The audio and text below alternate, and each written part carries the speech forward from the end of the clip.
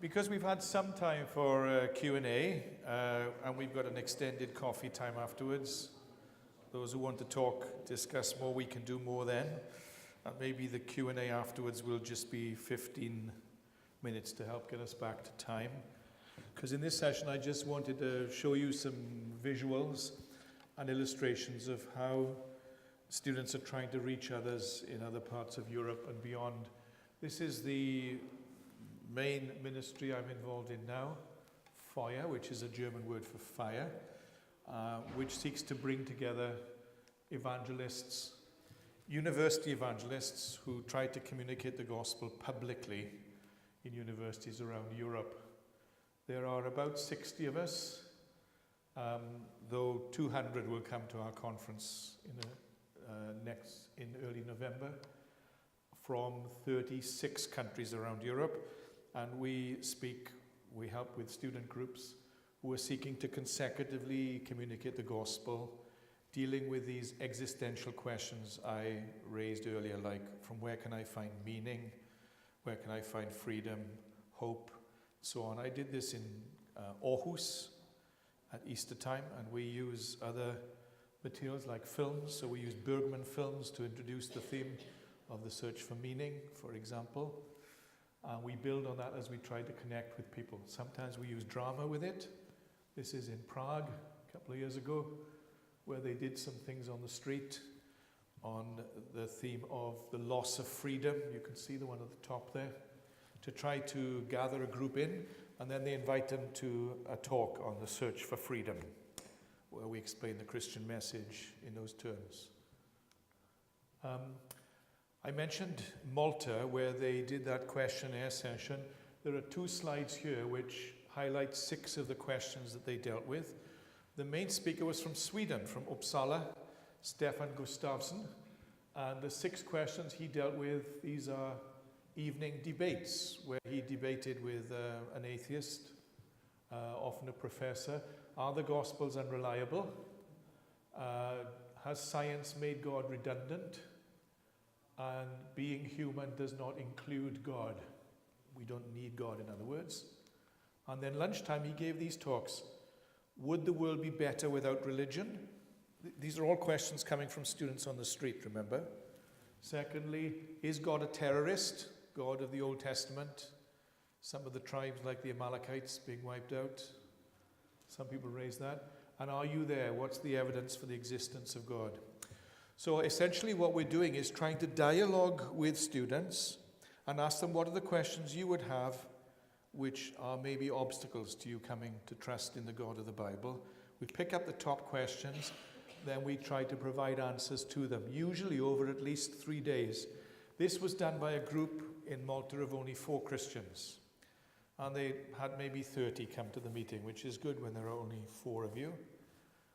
They couldn't do a whole week, but they could do 3 days. Now, 2 things happen when you do this. One is non-Christians, unbelievers, see that there are substantial answers to the questions that they have, that Christianity is not afraid of questions. Secondly, I tell you what happens. The confidence of the Christians goes up like that, like a rocket, because they begin to see not only are there substantial answers to our questions, but they're the best answers, better than any other worldview. Francis Schaeffer, the Christian apologist and thinker, used to say a very important thing. He said, the Bible doesn't give us exhaustive answers to our questions, but it gives us sufficient in order to believe. That's very important. We can't have an exhaustive answer because we're finite. We can't know everything. But what the Bible talks about is the sufficiency of the answers which the Bible gives to the question of suffering or whatever it is. And it surprises a lot of Christians who were afraid to ask questions in public. They had them, but they didn't ask them because they weren't sure they were answers. When they begin to see their answers, there's your next generation of strong leaders in the church. Because they come to a settled conviction earlier that the gospel is defensible. True, and that's very important in building our churches for the next generation. This is so good. I was in Belarus in August, which is a very repressive state, And a leader of a large church came to see me. He traveled all the way from Siberia. He said, you know what you're doing with the students? And you've got a scientist to come and speak about science and faith. Can you send me 3 of your best scientists? I want to educate my church of 800, because we have a lot of committed believers, but he said they haven't had much education. They need help to understand there are answers to these questions. So I'm asking you, will you help me? And can we work in partnership with the students?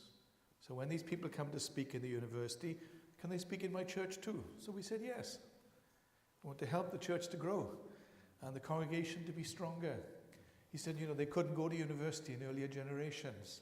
It's not that they're stupid, they just haven't had the education, and I want to help them. He was a good pastor.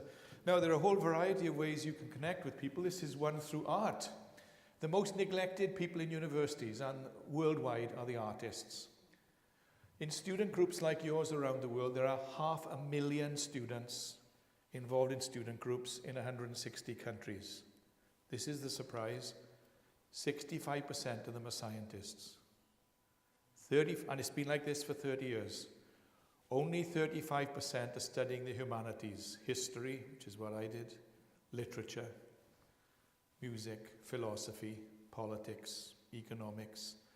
And the weakest group in the global church are the Christian artists. And it's partly because we've not done what Luther and Calvin did. They argued that God was the great artist who gave these gifts to people richly and freely to be enjoyed. So these guys, if they become Christians, it's difficult for them to fit into the life of the church because we don't communicate much visually. But somebody wrote an article recently. Let's see if it's there later on. Just say that image I was showing there was the wealthiest artist in the world at the moment, Damien Hirst. There we are. Artists, this was in the Times newspaper in England, middle page. Artists ask the big questions. Let's hear them in our churches about the meaning of life and so on. As we wander through museums, we should ponder the question, why is this here at all? What does it mean? How should we live in the face of our challenges? There's a painting by Paul Gauguin, French painter, which he calls his gospel, where he asks the 3 questions. Where have I come from? Who am I? Where am I going? I've seen people discuss that, a group of artists. My wife was leading the discussion. She's an artist by background as well. And she just showed this painting, which asked these 3 questions. And she said, what do you think this guy's doing? Suddenly, 20 artists fighting, arguing about what the artist meant, about the meaning of life.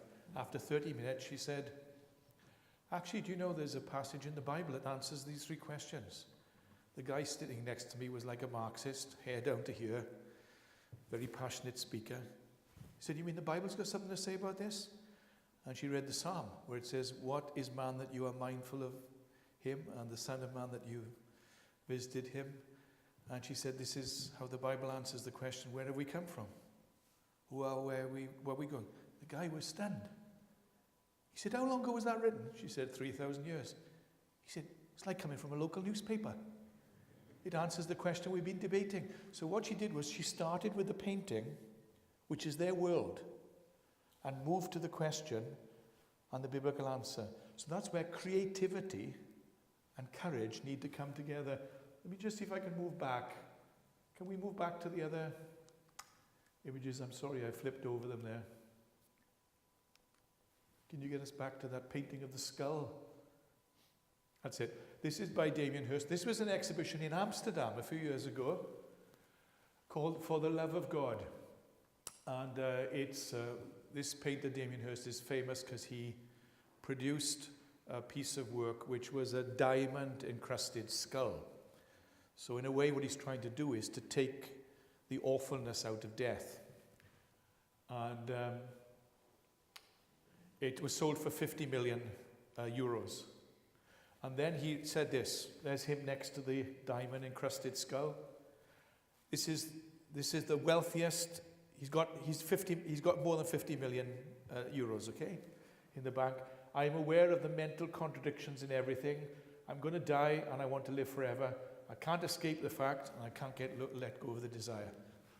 The most wealthy artist in the world is asking this question. He's showing it in his work. So it's easy to go on to ask, how do you answer the contradiction? Can you give a better answer than him? You get them dialoguing and then you say, actually, the Bible gives an answer to this one in the words of Jesus. See if you can weigh up what he said by comparison. So you're doing, if we go back to the passage with Paul this morning in the Areopagus, you're starting where they are. Paul started by quoting Aratus and Epimenides, two of their philosophers. He doesn't quote the Old Testament because they didn't know it. He quotes their sources of authority and he looks at their piece of sculpture to the unknown God. He starts there, but he moves on to the gospel. That's all we're doing here. Another one is Christianity sexist. I touched on that this afternoon. And what happens here when you have these meetings? The students do the groundwork through friendships and questionnaires. Then there's a short presentation of 15 to 20 minutes and a question time. And then they invite people to an ongoing program, either with Uncover, where you're reading about Christ in the Gospels, or a series of presentations where they can become acquainted with the Christian message. This is another one, a painting. My wife did this one in Paris, The Enigma of Mary Magdalene. And we use it in Catholic cultures too, because they love Mary Magdalene there. How she has been portrayed in Western art, which is mainly Catholic art, and what the scriptures actually say about her. The key thing about Mary Magdalene is what? What's the most important thing about Mary Magdalene in the Gospels? If you were speaking about her, what would you say is the number one thing you have to remember about this woman? It's the number one thing the New Testament says in the Gospels about Mary Magdalene. First at the resurrection. So we talked about earlier. People concentrate on those things, but the shock is she was there before the apostles. And so she says to the women, what do you think of that? What would you prefer? And the guys, would you like to have been first at the resurrection? What was Jesus doing in revealing himself first to women before men, when nobody believed the testimony of the women? Why would he do it unless they were made in his image and he was concerned for them? It's a brilliant line of argument, especially for radical feminists. This one is a big thing now, the environment. Free to stamp on the earth. That's the publicity we used in a meeting in February. And then we talk about how the Old Testament is like a creation care handbook. The law of Moses, there's so much in the law of Moses about caring for creation. So the Bible has a higher view of creation than most non-Christians do. Unfortunately, some of our churches, in my own church, some people said to me, why should we bother with cleaning up the creation? It's all going to burn up in the end anyway. But the Bible tells us that we are to care for it. We're God's vice regents. And a big argument coming from scientists now is, it's your fault. It's because you guys quote Genesis chapter 2 about subduing the earth. So you've raped it. That's not what subduing the earth means. In context, it means that we are to exercise care and oversee it. Our role is as God's vice regents to care for it. But people like Richard Dawkins and others are using that argument against the church, saying it's you guys' fault that we have the problem with environmental pollution in the world. And your generation, you're going to have to deal with this for the next 40 years, okay? It's going to come at you like a train. And this argument against evangelicals especially, and Protestants particularly, it'll be thrown in your face. Because I've seen it on TV in interviews with the top scientists. They forget that, of course, Mao and Stalin and others did terrible things to the created order. There are answers, but that's one that we used. Right, well, let's move on to the last slide, if I can find it. Yeah, I wanted to suggest this to you, because the question you have to ask also is, we've asked questions like, where have we come from? Why do we exist? And what's our context? If you're trying to plan an evangelistic strategy for a whole year in a university or in a high school group, these are some questions you can ask yourself. One, we need to know the needs of those around us, their interests, their anxieties, their concerns. We raised some of their questions earlier. Is the Bible sexist? Is God a terrorist? How do we know God exists, and so on. Secondly, you need to have a program where you're equipping and mobilizing every or the vast majority of students so they know how to provide honest answers to honest questions. That may require staff or pastors providing training programs to help students get a simple framework. If somebody asks you the question, how do you know God exists? How would you answer it? I'm not going to ask you to do it publicly now, but some Christians will look at you vacant. I don't know how I'd answer it. Well, there are good answers.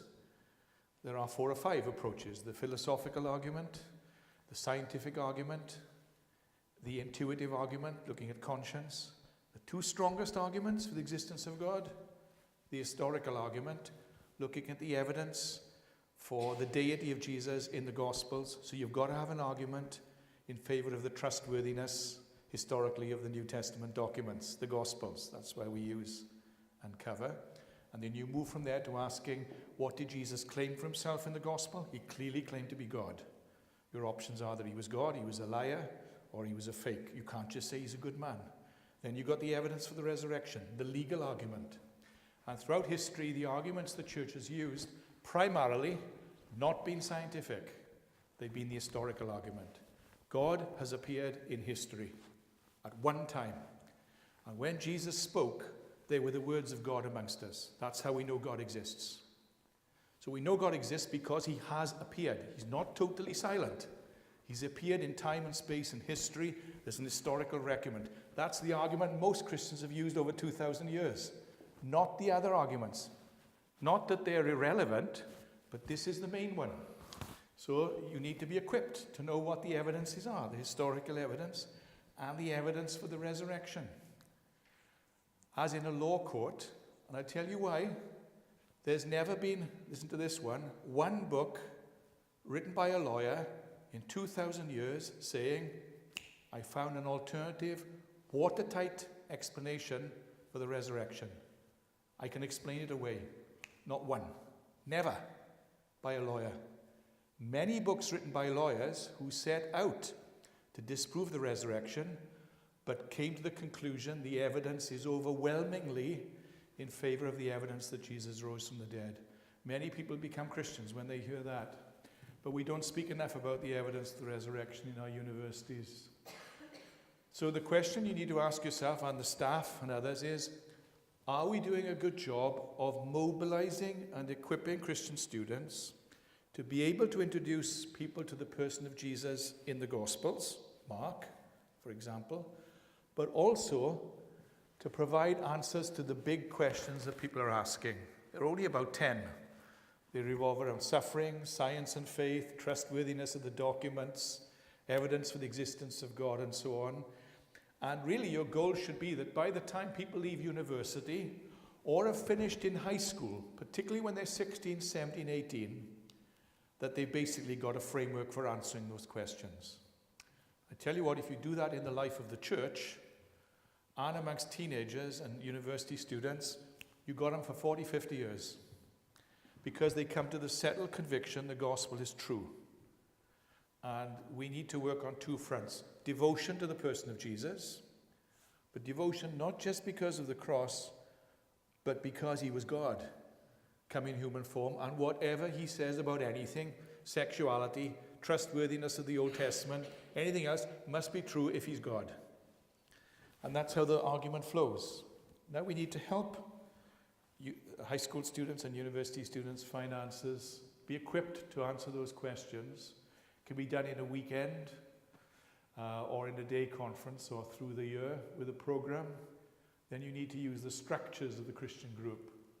Prayer, triplets, 3 people praying, small groups, large meetings, meetings in faculty. For example, if you're a law student, looking at the question of the evidence for the resurrection of Jesus. If you're a history student, looking at the historical evidence for Jesus' existence. If you're a psychologist, looking at the question of psychology and the Christian faith. Do they mesh in any way? And then using various structures in the university like sports, music, film clubs, international students to reach as many as possible. And then the last one, these are 10 of the best ideas. I don't have time to go through them all. I'll just read them to you in 3 minutes. One to recognize is to recognize God can use anyone. Then the use of films. I'll come back to that in a moment. Public dialogue from Slovenia. I showed some of those that Stefan Gustafsson was involved in. The debates or dialogues with non-Christian profs. A meal with a message, if you're a small group. Inviting people to a meal, a pizza or something like that. And having a pastor or a student worker come and deal with a question there. Coffee shops, like I mentioned in Serbia, where they hired a coffee shop next to the university for a whole evening. They promised the owner they'd buy 100 drinks, however many turned up. And then the evening they had an hour's program with a talk and some music and a testimony. Then people sat and talked. Poland and Norway, sports, sailing camps. Denmark, a wonderful example of one staff worker putting on Facebook an invitation to read the gospel with her friends, and she was overwhelmed by the responses of people who wanted to join. Lunch bars, these are the lunchtime meetings dealing with questions I mentioned. Singapore is contact groups. That's where they had small groups. But what often happens with small groups is they become inward looking, just fellowship, fellowskap. And they said the purpose of the small group is also to reach out.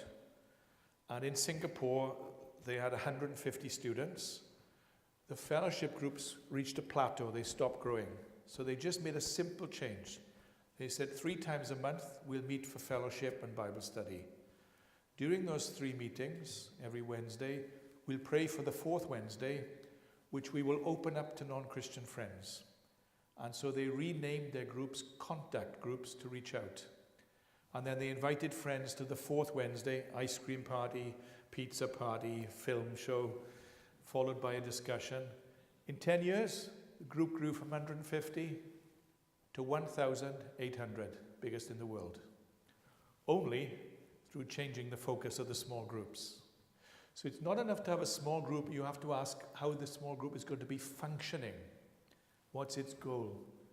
Bolivia, faculty groups where people had meetings in individual faculties for philosophers or historians or scientists. And then acoustic events using music, drama, creative arts. One of the questions we haven't begun to ask is, in the church, how do we communicate a word-based faith? Scriptures are the word of God. Christ is the living word. We speak words in a visually saturated culture. We've hardly begun to answer it. The reaction of many of us over 60, or over 50 even, is to retreat from engaging with the visual. So just say internet and all these kind of things, they're just a snare. They're a big problem. The under 30s, they're captivated by it. And so if we want to help one another, we have to ask, how do we bring those two together? My view is that the visual must be seen as the servant of the spoken and the written word. But it has a role. And if pastors are going to be smart and help the younger folks in their generation, they have to help them to critically use the visual as a means of connecting with and engaging with the people in the culture. So not just absorbing it without thinking. And it's the same last one with films. And I close with this illustration. Because in France, the student groups are very small. I lived there for 6 years. In the University of Nice, it's always been one Bible study group, about 5 or 6 people, for 30 years. Then a group of 3 guys went there to study. My son was one of them. The university won't let you have a university room, so they got an apartment very close to the university. And these 3 guys shared the apartment and were trying to work out how can we reach more people. Now in France, they use films more than anybody else. And so what they decided to do was, every Monday night, they advertised free pizza and film in their apartment. And they did it throughout the year. Beginning of the year, there were 5. End of the year, 50. All they did was, every Monday night, pizza and film. Thursday night, at the end of the film on Monday, they'd say, this film raises big questions about this subject, the search for meaning, identity, sexual fulfillment, intimacy, whatever it is. We're not going to discuss it tonight, but if you're interested, on Thursday night, there's a passage in the Bible that deals with this question. We can have a look at it. Come along. It grew to 50 people over a year. So I said to my son, which Christian films are you showing on Monday night, son? And he laughed. He said, we're not using any Christian films, Dad. We're using Hollywood films. He said, why is that? He said, because they raise the questions better than we do. They're raising the questions just like the artists on the search for intimacy, which is behind the whole sex thing, okay? The search for identity, the search for meaning, search for freedom. So what we're doing is we're picking films that raise an existential question. We're watching it and we're enjoying it. We're not having a discussion after, because I'll spoil it. So it's just a fun evening with pizza and a film. But we're picking films which deal with an existential or felt question, or the search for hope or an answer to suffering. And then we're saying, come along if you want to find out how the Bible answers this question on Thursday night. And they just grew from 5 to 50. And when I went there in June, there were people there from the Czech Republic, Russia, Italy, France, Denmark, Norway, loads from Latin America. Why? They provided community. They engaged with fun and food, and they provided answers to the questions in the scriptures. And people were irresistibly attracted to the gospel as a result. All I'm saying is there, going back to the beginning, is when you're thinking about reaching out to people evangelistically, you need to be Christ-centered, always leading people to Christ. You need content. You need courage. But you also need creativity. And you guys under 20, you're the creative ones. Some of us over 60, we haven't got a creative thought in our brains. We need your help to know how to reach your generation. You need to strengthen your creativity by being a bit more courageous and making sure you're equipped to deal with the questions your friends are raising. And those of us who are older, we need to be backing them and saying we're on your side. By all means possible, we want to help you reach your friends.